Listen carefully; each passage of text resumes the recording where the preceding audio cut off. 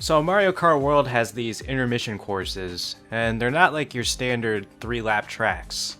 They're kind of like these highways that lead to the next race in between races in the open world concept, which I understand that this is integrating the open world concept into the racing itself. But these tracks for the first 2 laps are just like highway segments, and then the 3rd lap you kind of get a taste of the actual level. And for a lot of players, this is not something that they enjoy doing, especially with a competitive mindset. And when they go online, they want to race in the 3-lap circuit format because those races are seen as more fun and competitive.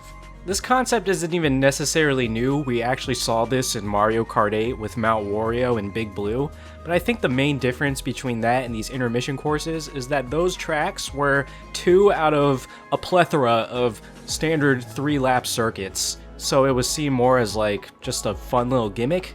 And also, those tracks stayed on theme throughout the entire race. From the 1st lap to the 3rd lap, you were on Mount Wario and you were on Big Blue. And I think that's the difference, because these intermission courses are mainly highway segments. A lot of players see these intermission courses as too straightforward, or that the best strategy is to kind of just hang around in the back until you've gathered a lot of coins and you get a golden mushroom. And they don't really see that as skill expression or fun in general, really. And there's nothing wrong with Mario Kart World trying this new concept and having these intermission courses integrated into the game. I mean, I don't really think that they're a bad idea. They're just not as fun as the 3-course tracks, because those are awesome. I mean, really, really good. But these intermission courses, not so much. A lot of people do enjoy them as well, so like I said, I don't think it's that crazy of a thing, but there is a problem that needs to be addressed with it.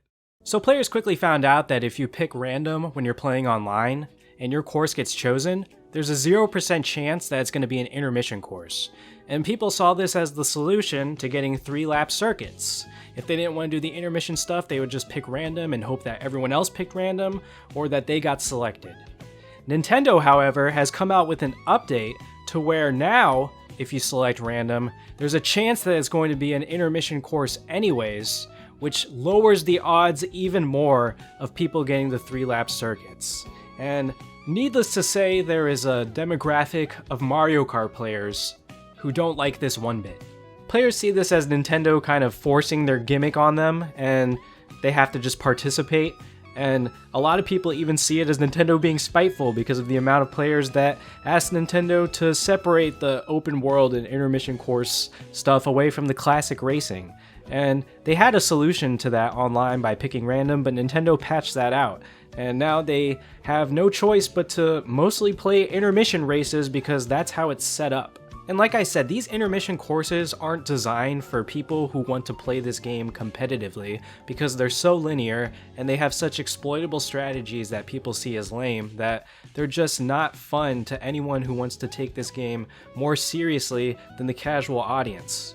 And that's exactly what Sakurai recognized with Super Smash Bros. He knew that there was both a casual audience and a competitive audience, and they were 2 completely separate demographics who see the game completely differently, and he accommodated that online. He made for fun, he made for glory, he did online ranking systems, he did casual party mode. And they were completely separated, and you can pick and choose. You could do both, you could do one, and it was great, and there was no complaints. Imagine if there had only been 4-player Smash online. People would have lost their minds. So here's the solution, Nintendo. You just make a classic mode. And in that classic mode, you take the 32 traditional circuit tracks, and you make those selectable only. And then you have the intermission courses and the open world stuff selectable as another option for people who want to experience that, for people who enjoy those races, and they also have the single player open world stuff available as well. But there is a demographic where people just want the traditional style races where they can do all of these awesome new mechanics that you've put in the game, like the grinding and all the exploits that you can do, and that's true skill expression, and that's what competitive players are excited for. Oh, the video's over. There's no joke or anything. That's really it. Just do that, Nintendo, and everyone will stop complaining. All right, deuces.